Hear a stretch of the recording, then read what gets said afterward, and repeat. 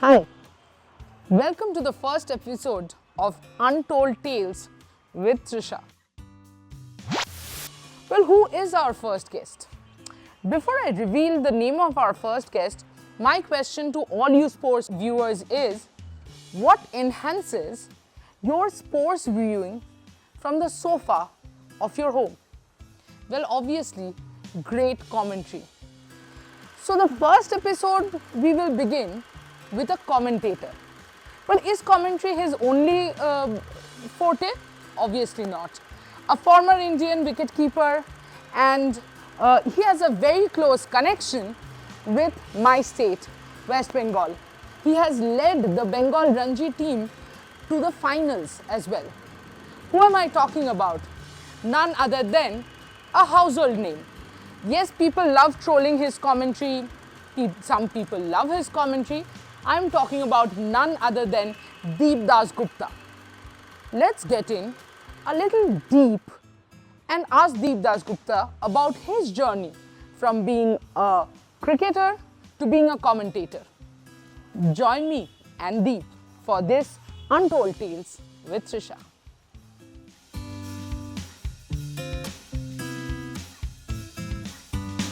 Deepda, of course, you have answered so many questions in your life about cricket, past, future, etc. Today it will be a little different. I will talk to you about the broadcaster Deep Dasgupta. Okay.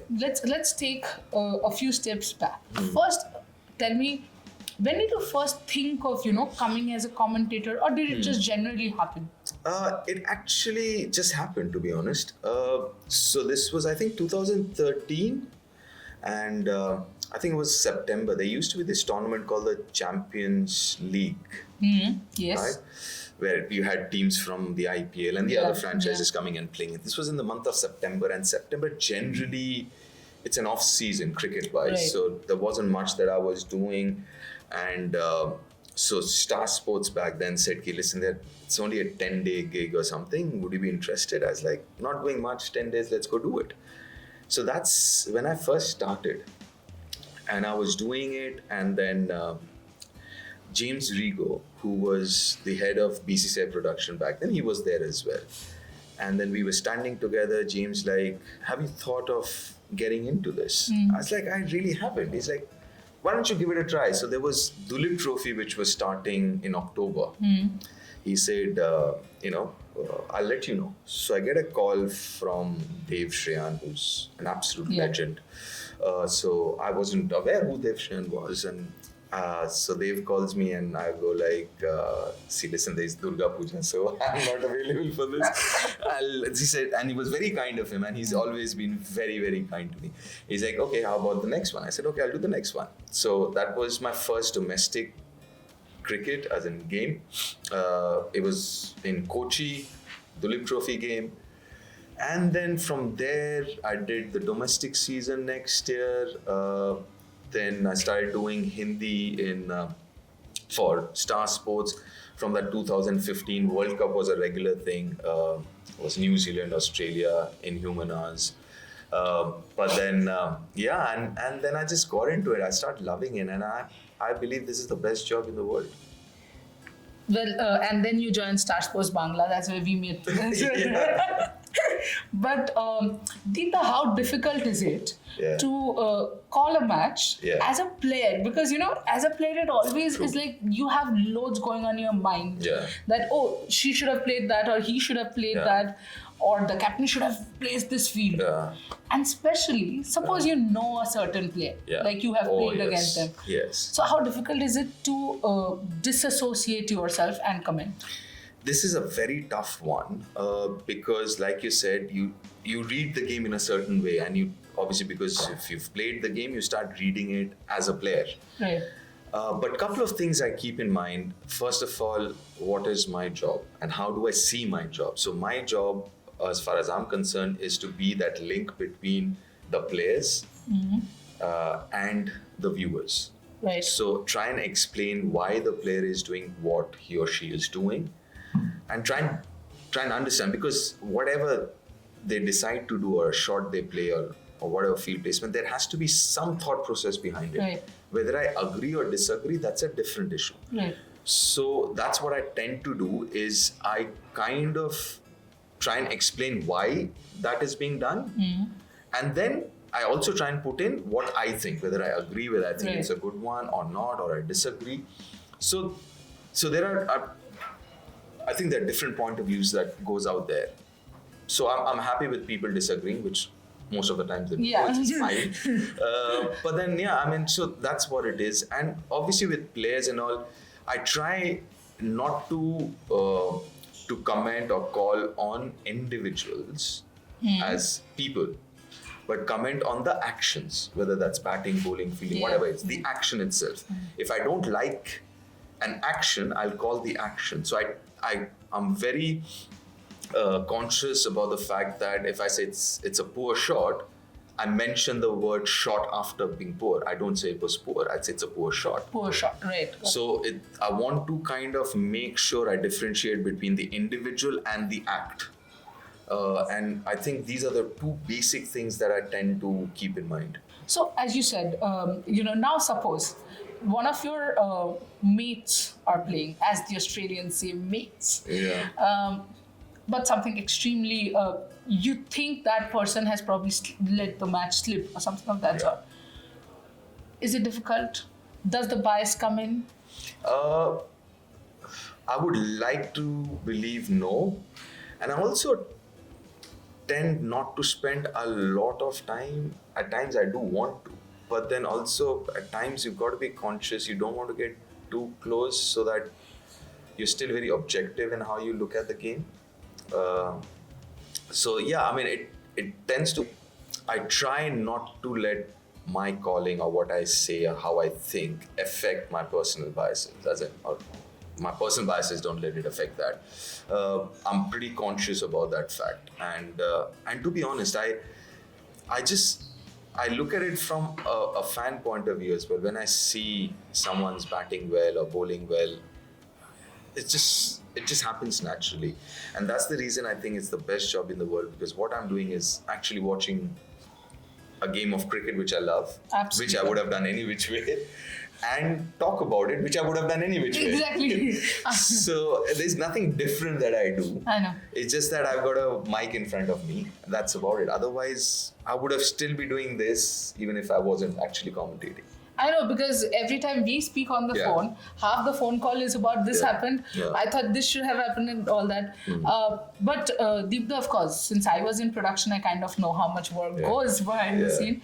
But as a commentator, how much homework goes on, and there's a lot of stats involved. Yeah. Remembering those, getting those out in the correct moments. How does that whole work?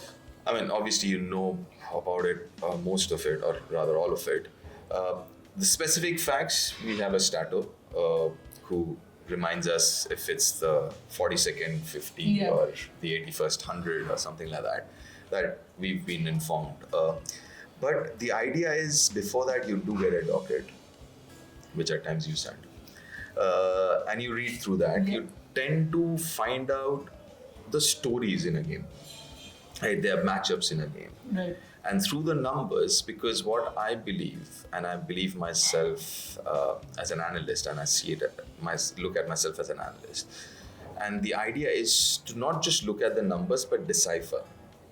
Right? If a certain batter has good numbers against a certain kind of bowler, then you tend to dig a little deeper and say why, and you ask that question why. And then you find storylines. And I think that's what I tend to do. I just don't look at numbers to remember them. Some of them might stick. Yeah. I've got a terrible memory any which way. But the idea is the only way I can remember and read the game is to understand the underlying reasons behind those numbers. Yeah, so find a pattern sort of. Exactly so. Patterns, and then it becomes easier when we say matchups. See, anyone can say, you can look up at numbers and say, because numbers are easily available. Yeah. There's so much out there. I'll correct you. Yeah. Men's cricket numbers are easily available. Women's cricket, you have to do manually. Fair enough. I agree. And I completely agree. Yeah. Which it's a matter of time. Yeah. Give it another year or two. Yeah. But so then the idea is, it's very easy to say, oh, you know what, this guy's got this guy out, 6 times in 10 innings, right? But then why is the question, and that's where I see myself. Is not reading out, oh, he's got, Jadeja has got Steve Smith out 6 out of the 10 times. Right. But then why is it? And that's where the storyline comes. That's where I think commentary happens. It's like I said, you don't need anyone, or you don't need the Ravi Shastri to tell you Jadeja has got him out 6 out of 10 times. Correct. Absolutely. Right? You need them to tell you why. Yeah. And what can happen, whether the conditions do help him get number 7, or does it help Steve Smith or something like that, So the idea is to read behind the story behind those numbers. You have recently got into women's cricket commentary as well, and you're now regularly doing WPL, which you're doing well. Thank you. But the question is, I have always believed this as someone who has been a player and now in this, that women's cricket and men's cricket are not the same sport. Yes. So how easy or difficult is it for you as a men's cricketer to commentate on women's cricket? Yeah. Also, how difficult it is, because Yeah.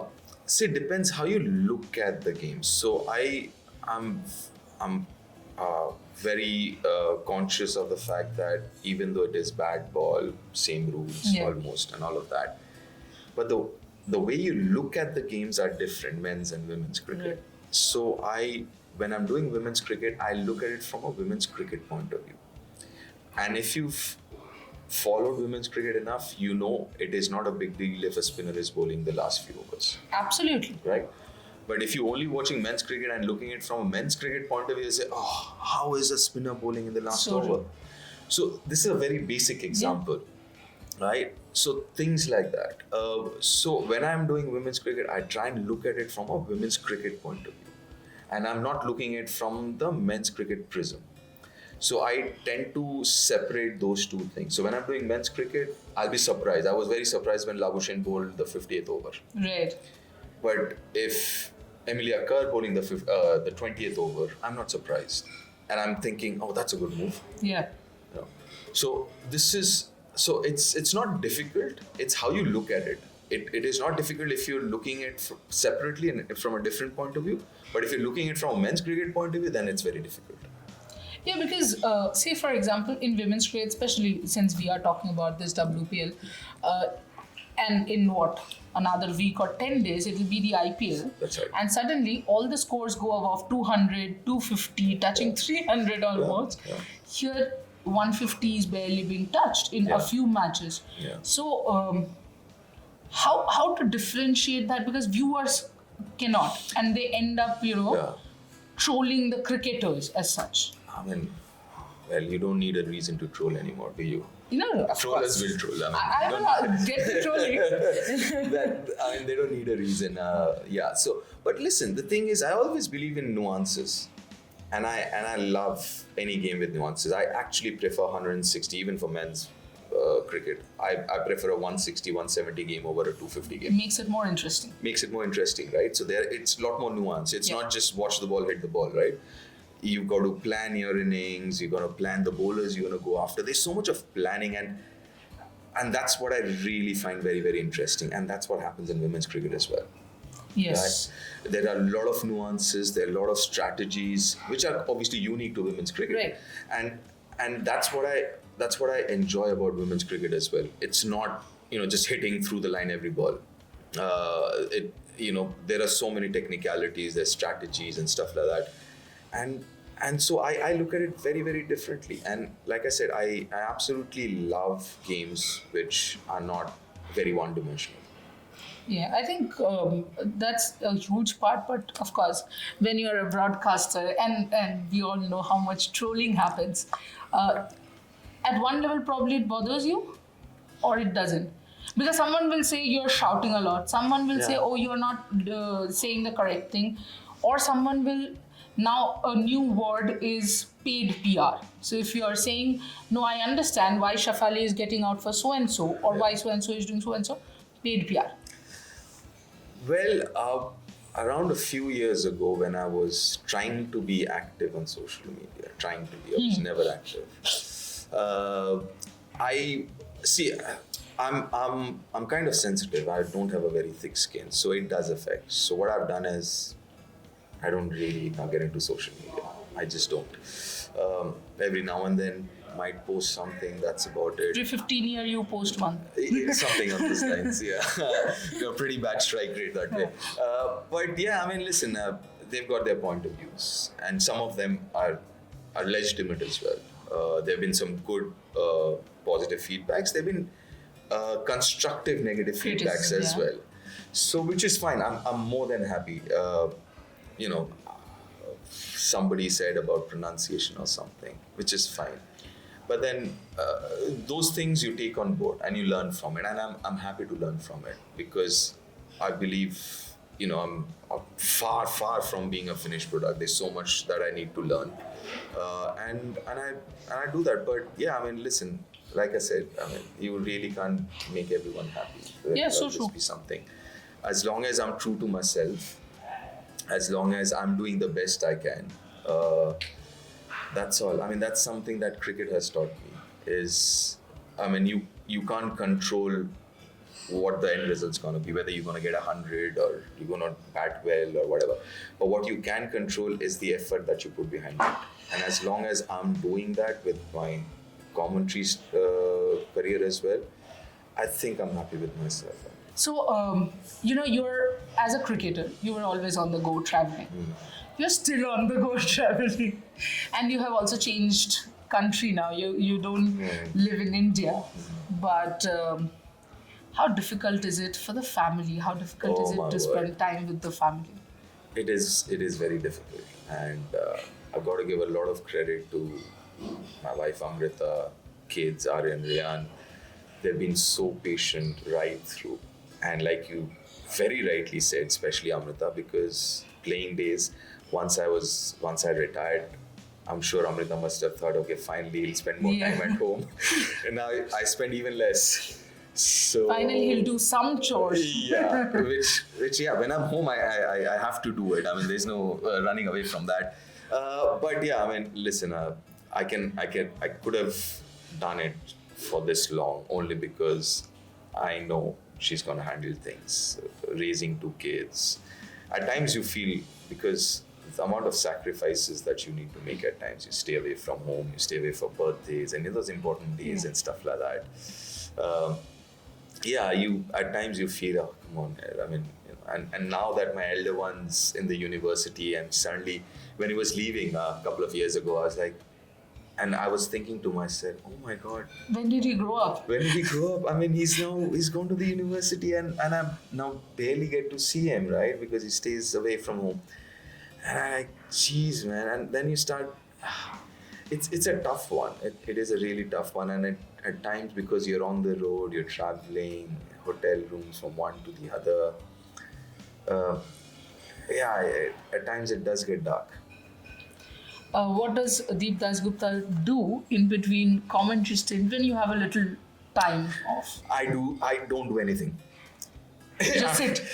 So when I'm at home, I wake my younger one up, so he goes to school, and then I just put my feet up on the coffee table and watch television. Drink coffee. Evening I do coach, so thrice a week. I do coach because that's something I'm very passionate about. I love coaching, and so I do that, and that's about it. When I'm at home, I don't do anything. Very Bengali of you. Yeah. You don't put on the news. Oh yeah, news. 100%. I mean, news, podcasts, and at times my wife, she goes mad. It's like, what are you watching all the time? Thank you so much, Deepda. But before I go, so you have been watching WPL, you have been commentating on WPL. So if you have to pick, say, Indian talents that you look up to, and overseas as well, certain players. Yeah. Obviously, overseas is not a talent as such because they are proven performers. Yeah. But you have enjoyed watching them. You know what? I really enjoyed watching was obviously Kashfi Gautam. I think she's a really good talent. But I enjoyed watching Charani bowled and Minu Mani bowled.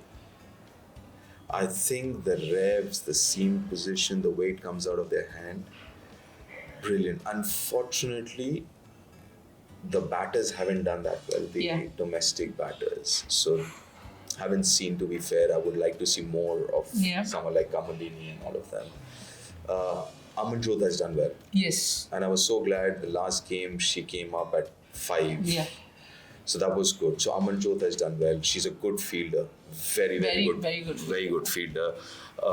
So yeah, I mean, listen, it's very, very exciting when you see young talent coming through. And when I saw Minu Mani and Charani in Bangalore, brilliant reps. Titas as well. And I honestly believe Titas, if she gets... Obviously, she's very young. You and I have had a chat about this. She's young, so is Kashfi. I just feel Kashfi and both Titas bowl around that 110. If they get stronger, work a little bit on their action, they can easily get into... they can get closer to 120 if not there.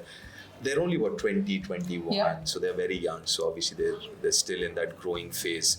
I mean, especially these people there.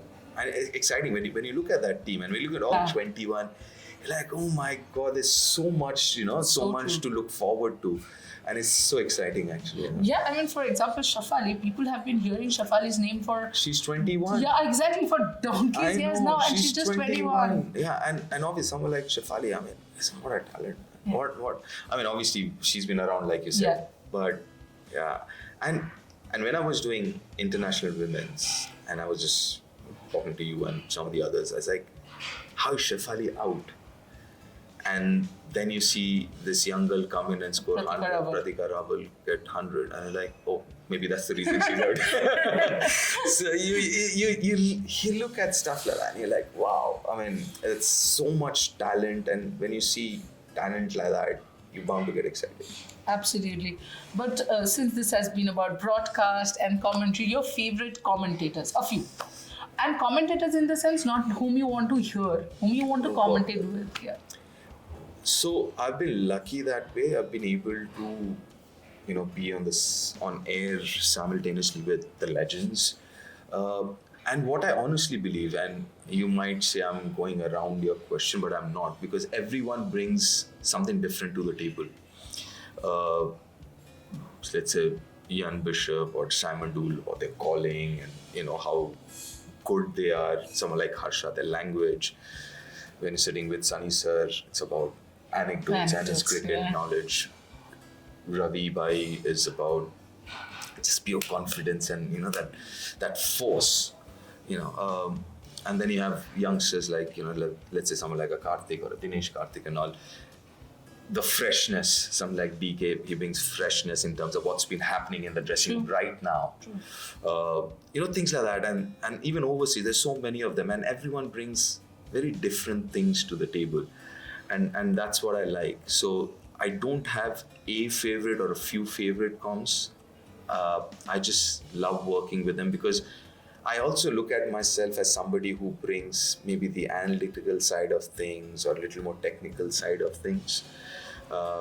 So I kind of gel all right with everyone else, and I kind of try and get along seamlessly.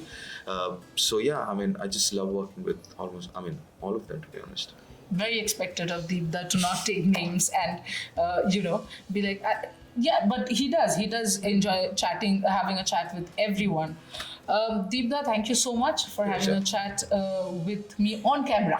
Off camera, we keep chatting, but on camera, this podcast, I was really looking forward to this podcast. Thank you so much. Pleasure. And I hope you keep commentating because that helps me as well. I actually have my, unmute button in a few commentary sessions, and one of the lucky commentators is Deep Dasgupta. Sweet, thank you. But keep joining us for more such fun podcasts, and do keep following Rev Sports. Like, share, and subscribe.